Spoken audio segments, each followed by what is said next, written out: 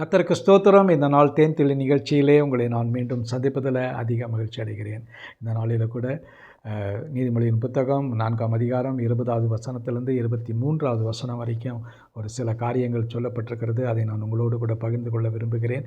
என்னவென்று சொன்னால், கர்த்தர் சொல்ல, என் மகனே, இதில் பர்சனலாக சொல்கிறாரு, பொதுவாக சொல்லவில்லை, தனிப்பட்ட ரீதியில், என் மகனே, என் மகளே, என் வார்த்தைகளை கவனித்து கவனி என்று சொன்னால் ஒரு பே அட்டென்ஷன் என்று சொல்லப்படுகிறது.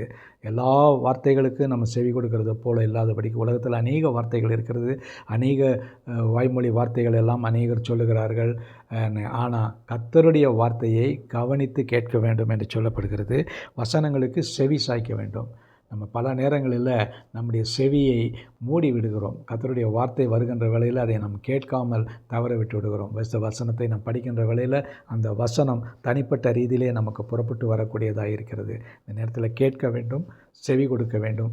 அப்படியாக செவி கொடுத்து செய்கின்ற வேளையில் கர்த்தர் நமக்கு ஆசீர்வாதத்தை கொடுக்குறார். அது 3 காரியங்களை சொல்லுகிறார். அந்த 23வது வசனம் வரைக்கும், அவைகள் உன் கண்களை விட்டு பிரியாதிருப்பதாக, அவைகளை உன் இருதயத்திலே காத்துக்கொள்.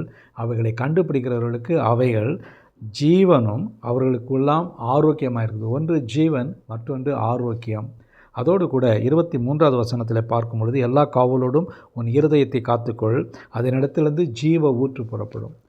அந்த வார்த்தையின் மூலமாக கவனித்து கேட்கின்ற வேளையில் அது என்ன செய்யும் என்று சொன்னால், ஒன்று நமக்கு சரீரத்துக்கு ஆரோக்கியத்தை கொடுக்கிறது, ஜீவனை கொடுக்கிறது. அதோடு கூட நமக்குள்ளாக இருந்து ஒரு நல்ல ஒரு ஜீவ ஊற்று, சாதாரண ஊற்று அல்ல, அது உள்ள லிவிங் ஸ்ப்ரிங் என்று சொல்வாருங்க. லிவிங் வாட்டர், லிவிங் ஸ்ப்ரிங், அப்படியாக கொப்பளித்து கேல்வனைஸ் பண்ணி வெளியில் வரக்கூடியதாக இருக்கும்.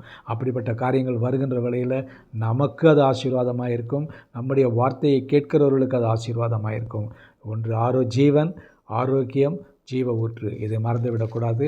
இவைகளை நாம் ஏற்று அதை பின்பற்றி செயல்படுகின்ற வேளையில் கர்த்தர் நமக்கு போதுமான ஆசீர்வாதத்தை கொடுக்கக்கூடியவராக இருக்கிறார். இந்த நாளில் ஆண்டவரை நோக்கி பார்ப்போமா? நல்ல ஆண்டவரே, உம்முடைய வார்த்தையை நாங்கள் கவனித்து செவி கொடுக்க வேண்டும், கேட்க வேண்டும்.